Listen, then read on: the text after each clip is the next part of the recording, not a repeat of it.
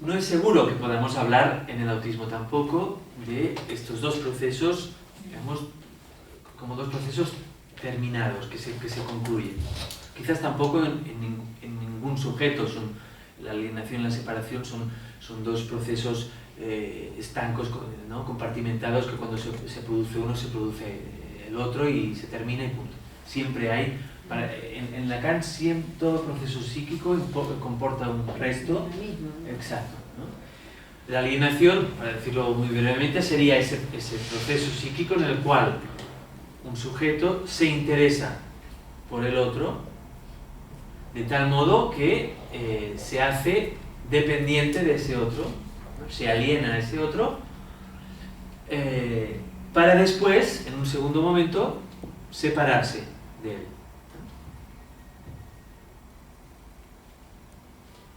La subjetividad humana necesita de estos dos procesos para conformarse como tal. Pero ¿cuál es el problema? El problema en el autismo es que no es... el primer proceso ya, este proceso de alienación, de interesarse por el otro, en muchas ocasiones no se da. Y vemos, por ejemplo, niños que no se interesan por la imagen de los demás niños, ¿no? Para interesarse por la imagen propia, todo sujeto tiene que interesarse primero por la imagen del otro. Primero viene eso y luego va a venir el interés por la imagen propia.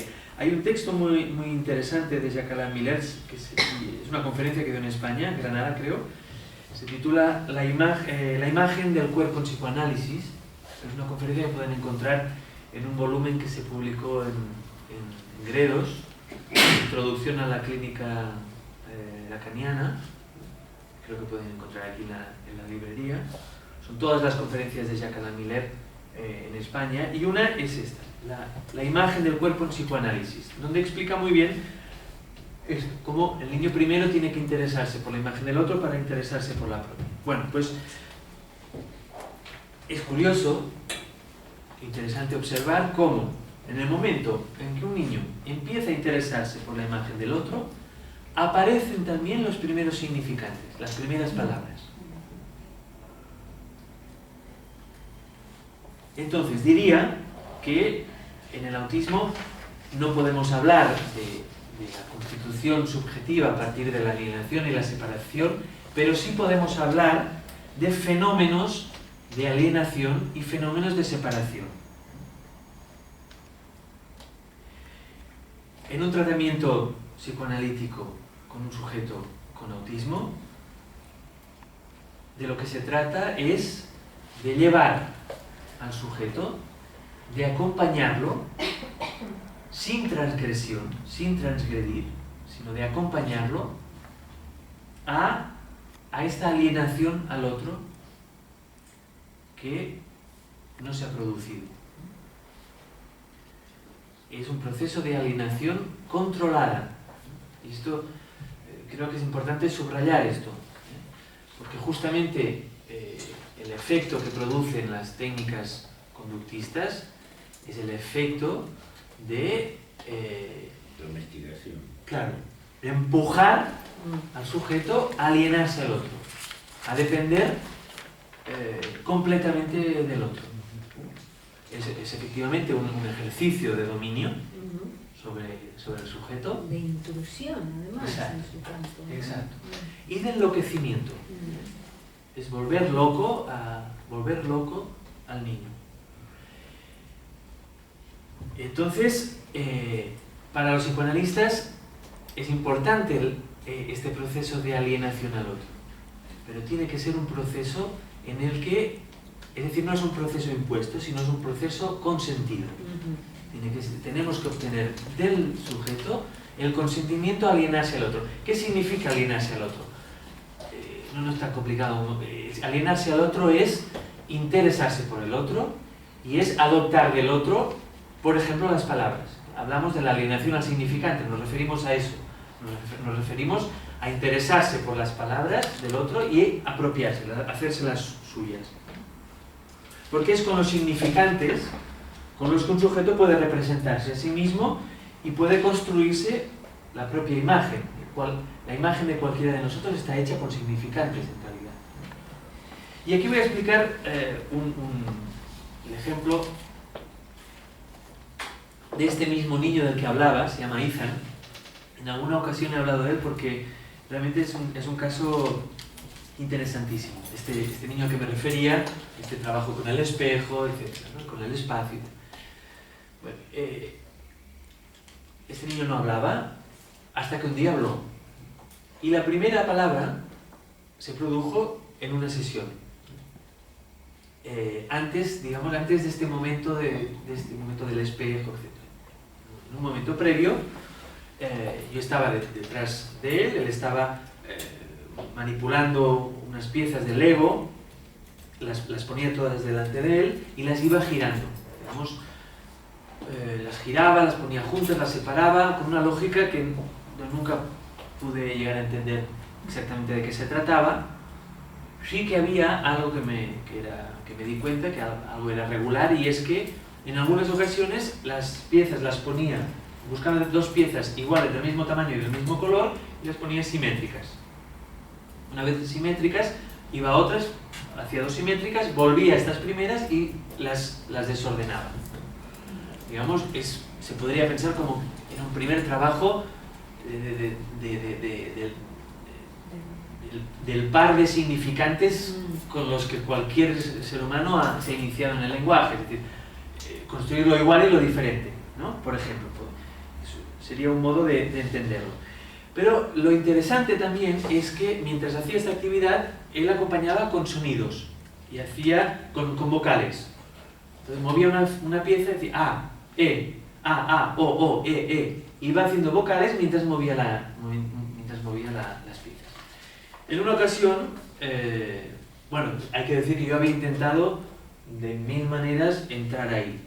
Y lo que obtenía por respuesta es que él me encogía y muy amablemente me sentaba en mi silla y él seguía con su actividad. Entonces, bueno, la cosa se complicaba, pasaba el tiempo, los padres esperaban resultados. Bueno, era, digamos, un momento difícil, porque era, cuando hablamos de la cápsula, del encapsulamiento del autista, hablamos, digamos, de una posición, de una estabilización en la que el sujeto está y de la que no se desprende. Entonces la cosa era cómo estar ahí sin abandonarlo, digamos, a su actividad, pero sin presionarlo en abandonarla y hacerlo interesar en otra cosa diferente. Entonces, bueno, cuando uno supone que algo va a pasar, normalmente acostumbra a pasar. Y entonces esperé. Y un día, mientras hacía estos movimientos de las piezas y tal, I, A, E, A, I, A, I, A, I, A, I, A. Y entonces en ese momento yo desde detrás suyo dije I, A, Zan. Entonces en ese momento se paró, se giró, me miró y sonrió. Y él repitió I, A. Y entonces yo le devolví, le respondí haciendo esto mismo, pero en otro tono. ¡Ia! Y esto le hacía reír, todo le contestaba. ¡Ia! Y yo, ¡Ia! ¡Ia! Bueno, jugamos con la sonoridad de este IA. Bien, nos despedimos ese día, y al día siguiente, cuando vinieron los padres, yo fui a la sala, le dije, hola Ethan. Y él me dijo, Ian. Y los padres me dijeron que esa semana había sido la primera vez que había dicho la primera palabra, Ian. Pero claro, la cuestión es que Ian no es cualquier palabra. Primero es un nombre, que para nosotros, para los psicoanalistas, un nombre es un significante privilegiado, entre otros, ¿no? Sino que además Ian tiene las mismas vocales que Ethan y Ivan. Con lo cual es, digamos, doble puntuación para este significante, puesto que además introducía la ambigüedad, ¿no?, de si se refería a Ethan o se refería a Ivan. Este momento para mí fue muy impresionante, realmente, porque es lo que los psicoanalistas denominamos el encuentro, nacimiento del sujeto. el nacimiento del sujeto, exactamente. Y es el nacimiento del sujeto que se produce del encuentro con el otro. Es decir, es verdad que es un niño con un autismo muy decidido, ¿eh? Pero no se puede decir que el autista esté sin el otro. Siempre está el otro, de algún modo. Y en este caso el otro se introdujo desde la vertiente, digamos, de lo sonoro, ¿no? y del encuentro con el nombre del otro, que tiene las mismas, que suena, digamos, que suena muy parecido. Lo dijo él, Ethan, ¿no? No lo dijiste tú. En el momento ese, ¿no? Cuando tú gritaste IA, ¿no? Él dijo Ethan, o sea, él fue el primero que dijo su nombre. En la sesión simplemente fue un juego entre IA. Sí. Y Él dijo eso. yo dije Ethan. Ah, tú dijiste. Sí. Vale. Y en la siguiente sesión, cuando lo saludé, él me contestó Ian. Claro. Que además es interesante porque yo en aquel momento cuando esto... cuando los psicoanalistas hablamos de que suponemos un sujeto y que lo suponemos también en el autismo, y que si no lo podemos trabajar si no hay la suposición de que hay un sujeto detrás del autista, es esto que yo me encontré haciendo, porque esto no, por supuesto no estaba calculado. Es decir, no podemos hacer un protocolo de lo que hay que hacer cuando un niño se llama Ethan, hay que ponerle un terapeuta que se llama Iván. Esto no va, no es así. No estaba calculado, pero yo lo que me encontré haciendo es utilizando esta afinidad de este niño con la voz, con lo sonoro, utilizar eso como un llamado justamente al sujeto. Y gritar, ¿no? Gritar Ethan, a ver si hay alguien ahí, ¿no? Y él respondió. Y fue en esa respuesta que pudimos, bueno, tuvo un encuentro realmente. Entonces, ¿qué implica entonces para el sujeto autista defenderse de este acceso a la palabra? ¿Qué significa encapsular en su cuerpo, el circuito de la satisfacción o del goce, como lo denominó Lacan? ¿Y qué implica no interesarse entonces en la imagen del otro? Planteo esta cuestión compleja, pero la planteo porque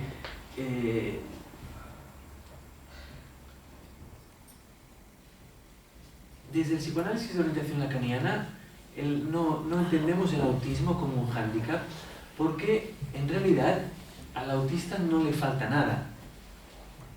Es decir, si no habla, si no tiene imagen, si no tiene, en realidad es una interpretación que hacemos nosotros, los adultos, de que le falta esto, le falta lo otro, pero él no tiene la experiencia de que le falta algo, no está.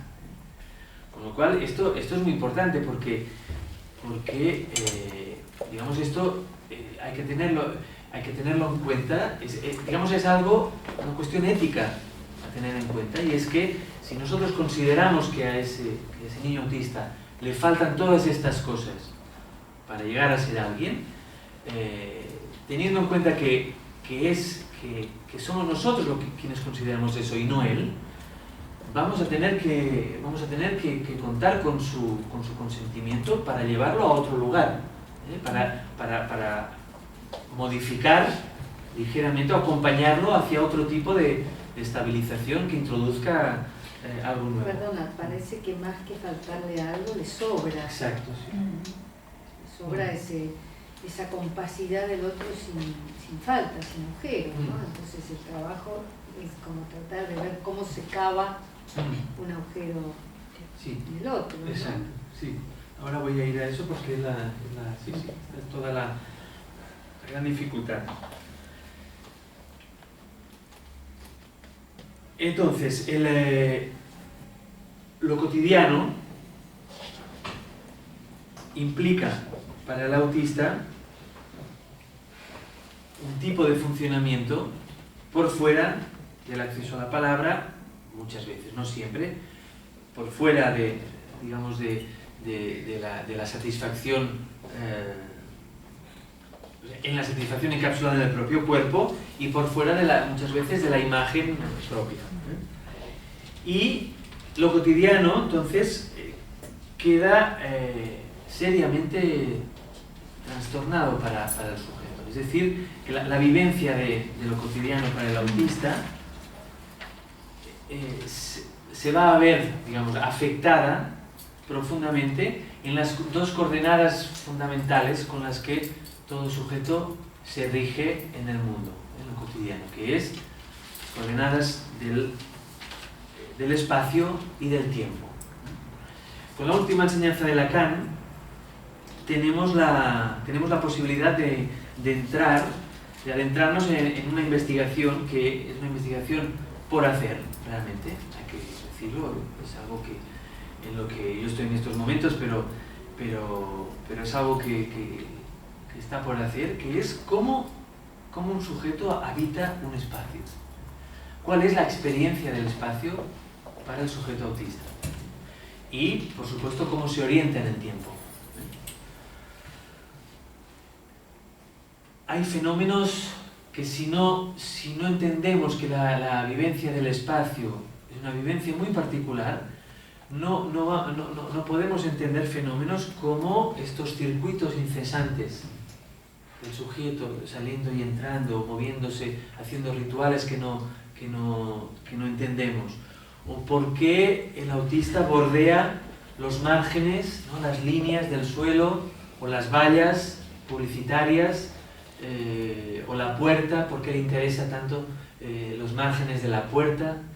O por ejemplo, por qué al autista, no solamente al niño, sino a sujetos con una posición muy autista, por qué la angustia ante el cambio de espacios, trasladarse de un espacio al otro. Hay una indicación de Lacan que sirve, que para mí es un eje en estos momentos de trabajo, es una referencia que Lacan hace al espacio en su última enseñanza, en el 75-76, en el seminario sobre el Shinto. En un momento Lacan dice: el espacio es una construcción puramente verbal, dice. Bueno, sería complicado entrar a fondo en esto, ¿no? Pero, bueno,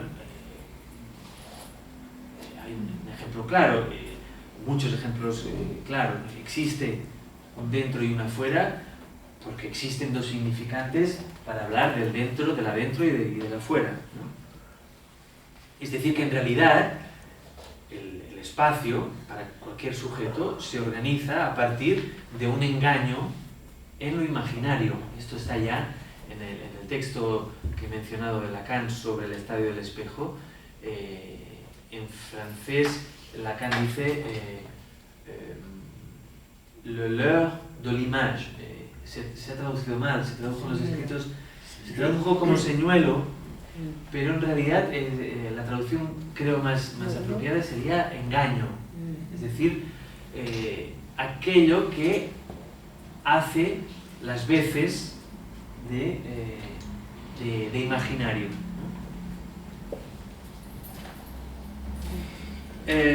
Y para ejemplificar esto, y terminar, para ejemplificar esto he traído el ejemplo de un niño, Héctor.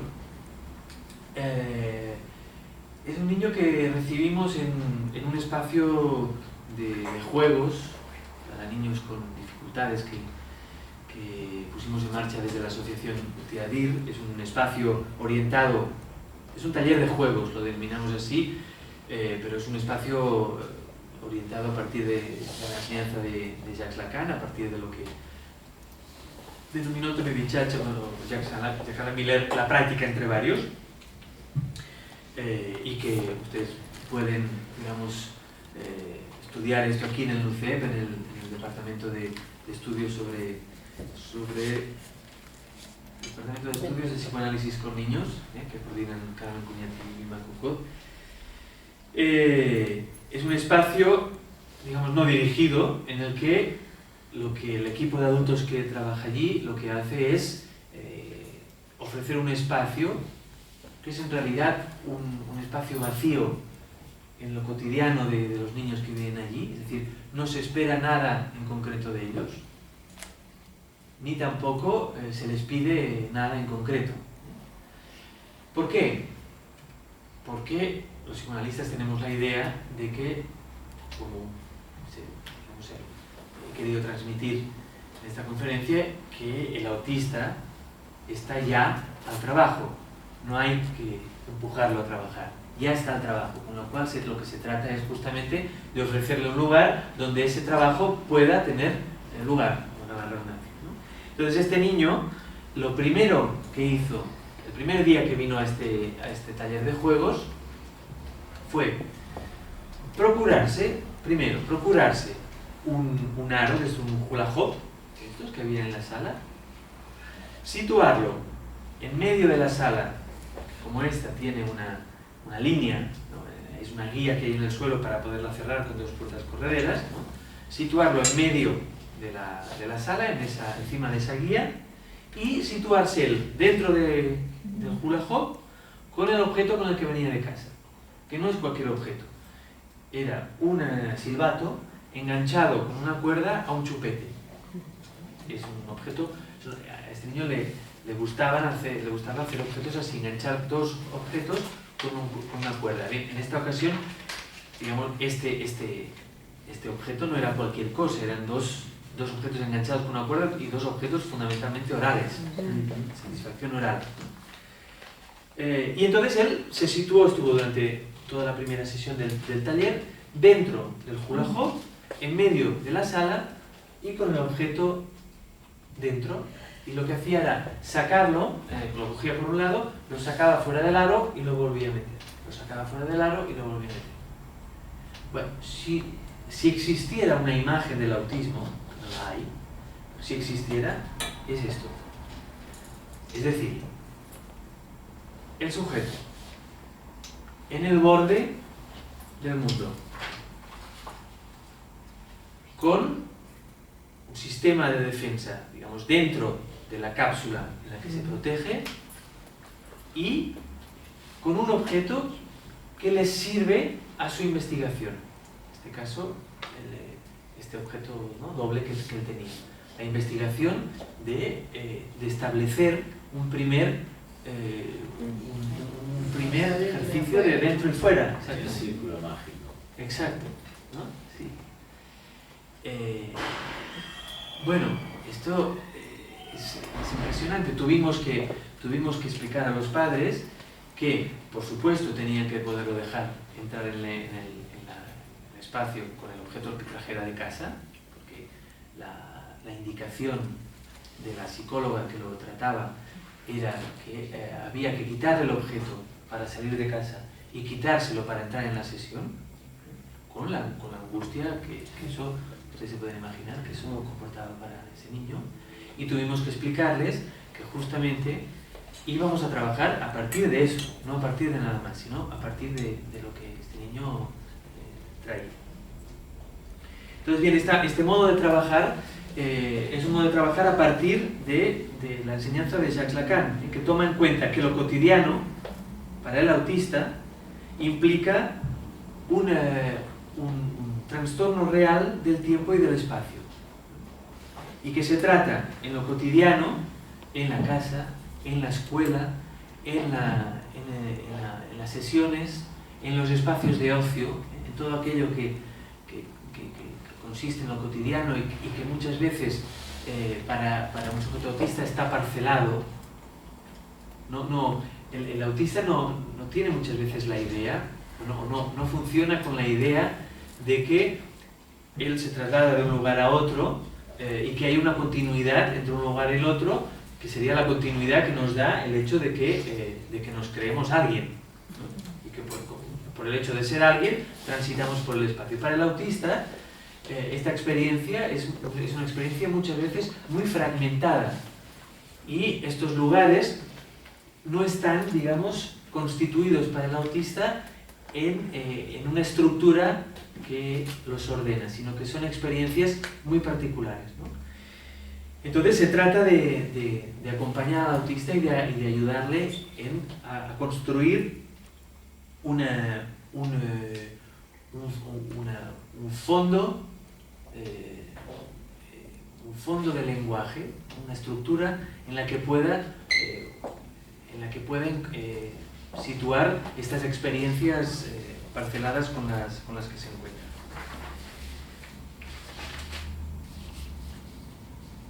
Quería, para terminar, leerles un testimonio, quizás muchos de ustedes lo conozcan, el testimonio de Donna Williams, una mujer que ella se autodenomina autista y que accedió a un trabajo de escritura también, y donde encontramos un testimonio realmente excepcional sobre lo que un poco he intentado presentar aquí, el proceso de alienación, ¿no? En el que algunos sujetos autistas acceden. Y cómo eso, el hecho de el trabajo que nosotros hacemos con ellos de acompañarlos a alienarse al otro, alienarse al significante, debe ser es fundamental que sea un trabajo acompañado y controlado, porque la experiencia de entrar demasiado abruptamente en el campo del otro puede ser una experiencia realmente angustiante. Y la defensa ante esta angustia se ve en este fragmento que les voy a leer. Está en el libro Alguien en algún lugar, Diario de una victoria contra el autismo, de Donna Williams. Dice: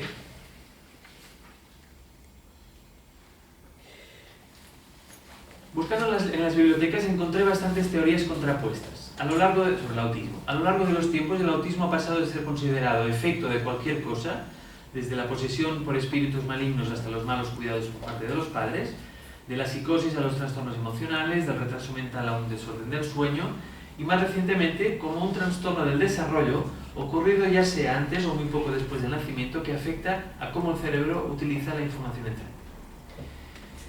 Dice: hay algo de verdad en cada una de las teorías, dice ella, pero la verdad total probablemente no se encuentra en ninguna.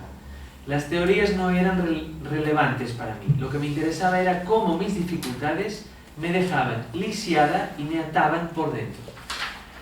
El autismo me tuvo en su jaula desde que tuve conciencia. El autismo había estado ahí antes que el pensamiento, antes que mis primeros pensamientos, así que mis primeros pensamientos eran solo automáticos, repeticiones en espejo de los demás. El autismo había estado ahí antes que el sonido, así que mis primeras palabras eran ecos sin sentido de las conversaciones a mi alrededor. El autismo había estado ahí antes que las palabras, así que el 99% del repertorio verbal era una colección guardada de definiciones literales del diccionario y de frases almacenadas. El autismo había estado ahí antes de que yo conociera un deseo propio, así que mis primeros deseos eran copias de aquellos percibidos en otros, muchos de ellos en la televisión. El autismo estuvo ahí antes de que aprendiera cómo usar mis músculos, así que cada expresión facial o pose era un reflejo, como de dibujos animados, de los que veía a mi alrededor. Nada estaba conectado con el yo. Sin las más mínimas bases del yo, era como un sujeto bajo hipnosis, totalmente susceptible de cualquier programación o reprogramación, sin oposición y sin ninguna identificación personal.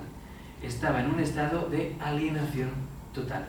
Esto para mí era el autismo.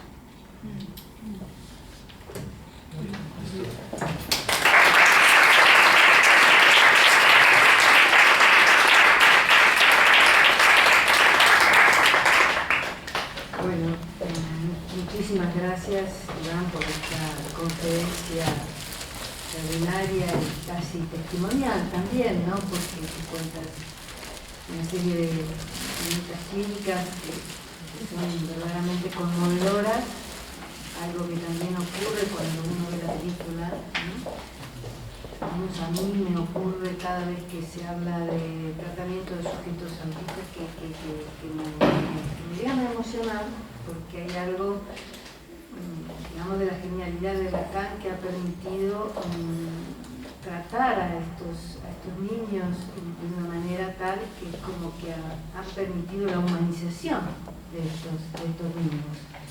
Porque realmente me parece genial haber encontrado esta fórmula sobre la causa del autismo, decir que se trata de una defensa, que el autismo es una estabilización en realidad, una defensa contra la angustia masiva, ¿no? Es algo que evidentemente todos los que tratan de reeducar al autista supuestamente por sus faltas, por sus hándicaps, etcétera, etcétera, no hacen más que atentar contra esta defensa. Y el ejemplo que diste de este chico, digamos, que comía casi como un autómata, que luego se golpeaba con el pecho, te ponen un poco los pelos de punta, ¿no? Cuando ves eso.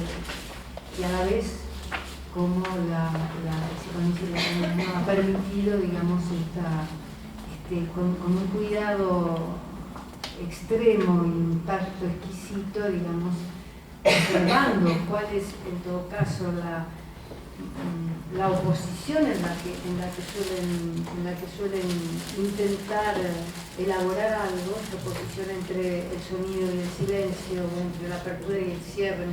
Me da la impresión de que siempre hay una oposición un poquito en juego y que el psicoanalista lacaniano lo que hace es tratar de introducirse en esa oposición para bueno, como hiciste tú en el caso de este niño, ¿no? Para que el sujeto pueda tener ocasión de nacer a la palabra y a la relación al otro, ¿no? Te agradezco mucho tu exposición y bueno, ya le doy la palabra. En primer lugar, como dice la compañía Sager, invitamos a los pasajeros que se acercan por primera vez a este discurso y luego, en todo caso, a los colegas que están más adentrados.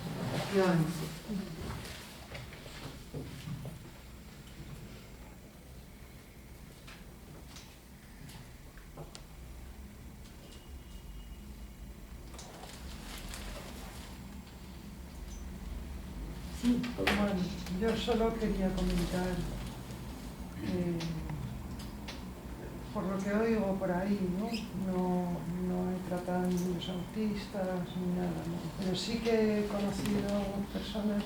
El caso es que los padres tienen una angustia tremenda y ahora además hay una detección muy precoz, ¿no? De todas estas, ya sea el autismo, el retraso mental, otras patologías afines, ¿no? Y los llevan en tromba a los ABA y a todas estas, ahí todos tienen sus siglas, estas estadísticas, ¿no?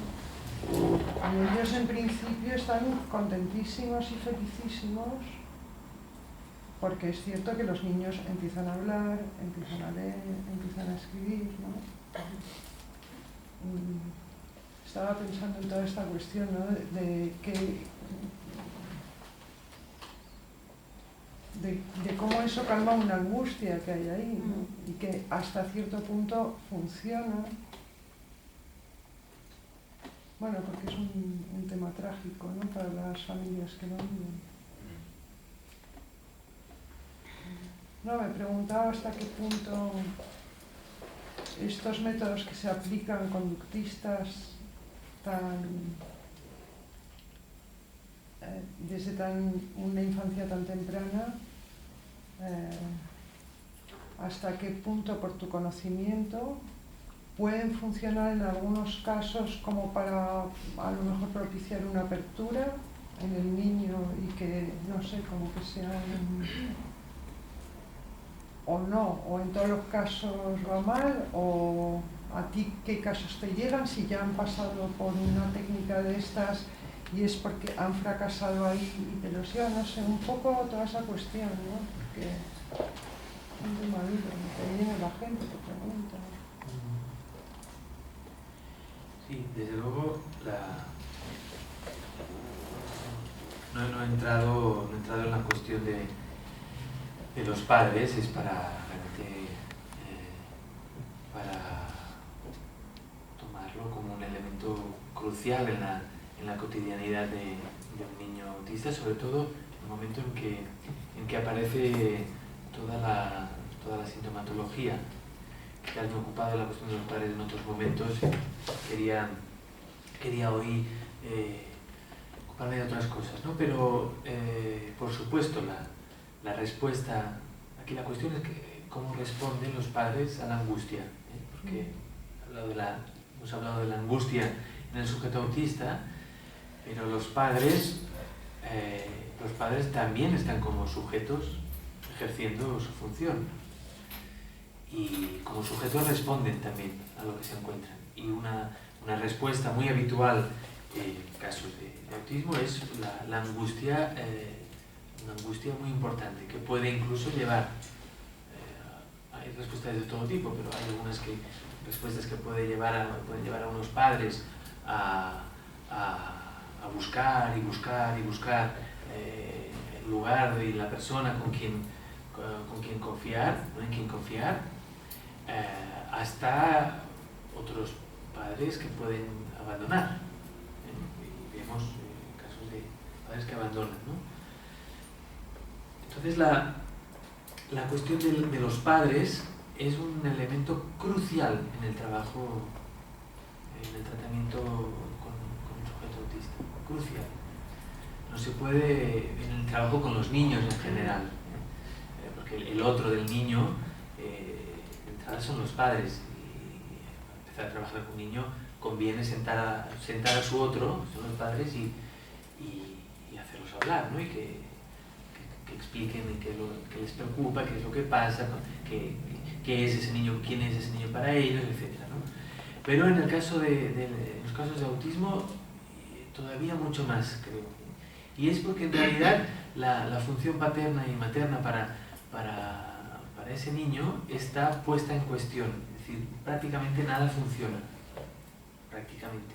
Pero en muchos casos no funciona, digamos, la intuición mínima que un padre o una madre tiene para hacer que su hijo coma, que su hijo duerma, que salga, vaya a la escuela, que se divierta en el parque. En los casos de sujetos autistas normalmente no funciona. Con lo cual, los padres se encuentran realmente muchas veces sin recursos propios. O hay un talento creativo en ellos que les hace inventar cosas, o si no, necesitan realmente del acompañamiento muy constante y presente del psicoanalista o del profesional que los atienda, ¿no? Entonces, es verdad, hay algunos padres que, por lo que sea, se dirigen o encuentran un trabajo, un terapeuta conductista y empiezan a trabajar y ellos consideran que funciona y cumple sus expectativas, porque no es que vaya bien o no vaya bien, tiene que ver también con lo que el sujeto consiente, pero también con lo que los padres buscan, ¿no? Y con lo que ellos esperan, ¿no? Y hay muchas veces que las técnicas conductistas responden perfectamente a lo que los padres esperan de su hijo, con lo cual, bien, ahí no hay mucho más que decir, la verdad. Donde los psicoanalistas tenemos algo que decir es en el momento en el que estas técnicas fracasan. Ahí sí. Y no todos los niños aprenden a leer, a escribir y a hablar con estas técnicas. Hay muchos, digamos, porque las técnicas conductistas, cognitivo-conductuales, como se las denomina ahora, consideran como un éxito aquellos casos que responden a los objetivos de estas propias técnicas.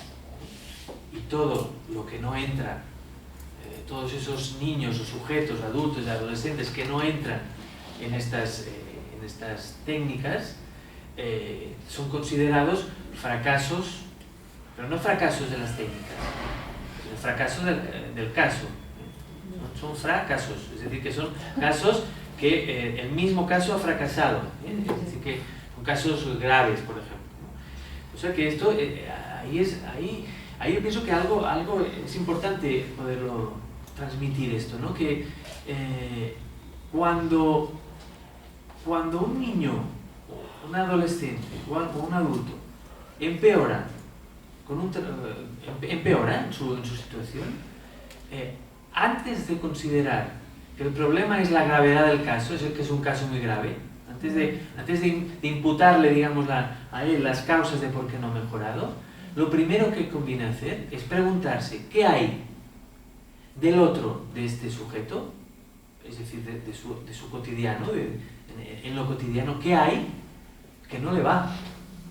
Porque para el autista, igual que para el psicótico, el otro, es decir, es el otro el que está enfermo. El caos es el caos del otro. Y por eso se defiende del otro. No, digamos, no hay para el autista la posibilidad de decir, bueno, ¿qué estaré haciendo yo? ¿No? ¿Qué responsabilidad tengo yo en aquello de lo que sufro? ¿No? Que es lo que se esperaría de entrada en un psicoanálisis para un sujeto que se dirige a un analista, ¿no? Puede encontrar en él mismo algo de la causa de aquello de lo que se queja, ¿no? La responsabilidad, ¿no? Entonces, conviene preguntarse qué pasa en aquellos sujetos que empeoran, que cada vez se angustian más, que retroceden, en los que vemos una regresión, un debilitamiento, etcétera, etcétera. Los psicoanalistas consideramos que cuando estamos con un sujeto con autismo, cumplimos, digamos, ocupamos un lugar, una posición que para el sujeto es una posición del puro capricho. Podría decir así, ¿eh? Lo cotidiano para el sujeto autista es el puro capricho, es decir, el autista no puede entender, no entiende, se resiste a encontrar las leyes que rigen al adulto, ¿no? Y es verdad que a veces que esas leyes no funcionan como tal y que aparece realmente el adulto desde su vertiente caprichosa, ¿no? Yo recuerdo un caso también un chico, preadolescente, con un diagnóstico de síndrome de Asperger, con una capacidad de recurso de lenguaje muy importante. Pero había momentos de mucha angustia para él. Y eran los momentos en que algo del otro no funcionaba como tenía que estar previsto. Es decir, donde aparecía justamente esta vertiente de que el otro es caprichoso, que no siempre funciona de la misma manera, sino que funciona a su conveniencia, ¿no? Entonces, él cada vez que entraba en el despacho, lo primero que hacía es irse a la otra puerta que accede a una pequeña salita donde tengo cosas guardadas allí, juguetes, etc. Y siempre se encontraba la puerta abierta, entraba allí, cogía algo y entonces empezamos el trabajo juntos. Y ese día entró y la puerta estaba cerrada, la había cerrado. No pensé en que iba a entrar él y que se la iba a encontrar cerrada. Entonces fue a la puerta, empezó a abrir y no entendía por qué estaba cerrada, y empezó a mover, y empezó a darle patadas y a gritar y a llorar y gritar. Y entonces yo me acerqué a él y dije, bueno, no pasa nada, está cerrada, me he equivocado, la voy a abrir. Bueno, no servía nada, servía de consuelo. Él no entendía cómo esa puerta estaba cerrada. Y entonces, como la cosa iba más, lo que se me ocurrió hacer es ponerme yo a gritar a la puerta más fuerte que él. Y entonces empecé, ¿cómo puede ser que esté cerrada esta puerta? Si Ethan viene cada día aquí, la abre y coge sus cosas. ¿Quién la ha cerrado? ¿Cómo puede ser que se haya...? Y entonces, en ese momento, instantáneamente, él paró, se giró hacia mí y me dijo, tranquilo, Iván. Y paró. En ese preciso instante paró y le dije, no. Entonces yo, bueno, tomé un tiempo para calmarme, no puede ser, claro, tú siempre estás aquí, bueno, vamos a abrirla, bueno, cogí las cosas y empezamos la sesión y tal, y ya está, ¿no? Es un ejemplo simpático, no siempre no siempre es todo tan amable, digamos, no tan simpático, pero es para decir que en realidad para este chico, el otro, en ese momento, apareció como un otro caprichoso, es decir, ¿quién ha querido en ese momento cerrar la puerta? Tampoco no era que quien la han querido cerrar para fastidiarme, tampoco no era eso. No era paranoia. Era cómo puede ser que esto no funcione y que yo no pueda satisfacerme como lo siempre. Exacto. Entonces, bien, ahí, para terminar, pero ahí vemos fracasos de estas técnicas, y los fracasos acostumbran a ser bastante espectaculares. Y recibimos en las consultas muchas veces chicos que han pasado por recorridos, por técnicas diversas y que realmente vienen muy, incluso diría, vienen muy debilitados. Hay una, que esto es algo realmente para estudiar, ¿no? También hay un momento en la vida de un niño, cuando se acerca a la adolescencia, que si además de todas estas competencias que ha adquirido en la comunicación y tal, si no ha podido encontrar algo que lo sostenga, y algo que lo sostenga vinculado al otro, lo que se produce es un debilitamiento psíquico, incluso que a veces se diagnostica como retraso mental, pero que es un debilitamiento subjetivo brutal, ¿no? Que lo devuelve al estatuto, al estatuto en el que él se fijó para el otro, que es el estatuto de objeto. Entonces, bien, nosotros los psicoanalistas creo que nos dirigimos a aquellos sujetos y a aquellos padres que, o muy pronto, o en el momento en el que sea, ¿no?, detectan que algo del sujeto en su hijo no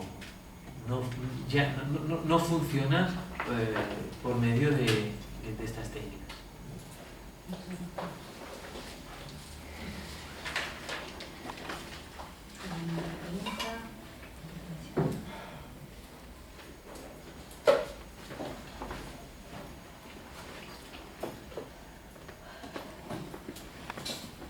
Había quedado pendiente la pregunta que te había hecho Amanda al principio de la epidemia, pandemia. Sí. Bueno, es una pregunta complicada de responder. En todo caso, bueno, en eso estamos. Pero intentar, en fin, responder, porque es verdad que nos encontramos, si no más sujetos autistas, nos encontramos una presencia del autismo en los sujetos mucho mayor, incluso en aquellos sujetos que no están diagnosticados como autistas. Es decir, en las consultas nos encontramos el funcionamiento autista, sujetos que llevan su vida más o menos casados, tienen hijos, trabajan, etc., ¿no?, que se dirigen al psicoanalista con un malestar que los desborda y que lo que plantean de entrada es cómo eso que los hace sufrir funciona solo, funciona más allá de ellos mismos, en una especie de funcionamiento autista que se trata de poder pasar a la palabra de entrada, ¿no?, en un tratamiento analítico.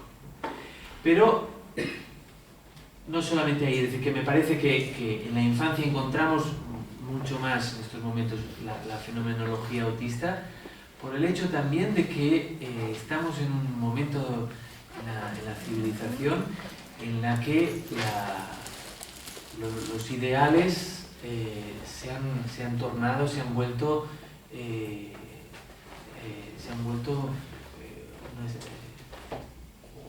han tomado su presencia de voz superyoica. Gustavo lo decía esto hace poco en una entrevista realmente muy interesante, ¿no? Como la presencia del superyo que deja, en muchas ocasiones, deja al sujeto fuera, lo deja fuera. Y vemos muchos niños que incluso que no van a tener un diagnóstico de autismo, pero que en un momento de su primera infancia están en una zona, digamos, de riesgo, ¿no?, de no acabar de entrar, y que en algunos casos se produce eso, que se enganche del sujeto al otro, y en otros casos no. De todas maneras, yo creo que hay que decir también que la pandemia del autismo tiene que ver también con un empobrecimiento de los sistemas clasificatorios de las enfermedades mentales, y que el diagnóstico de trastorno del espectro autista se ha vuelto cada vez más amplio para poder incluir ahí toda una serie de sintomatologías que no son propias de un autismo tal y como lo hemos estado abordando hoy. El trastorno del espectro autista es para mí en estos momentos uno de los nombres de los desarreglos que la infancia plantea en un momento u otro, y sobre todo de aquellos desarreglos que tienen que ver con el lenguaje y con los trastornos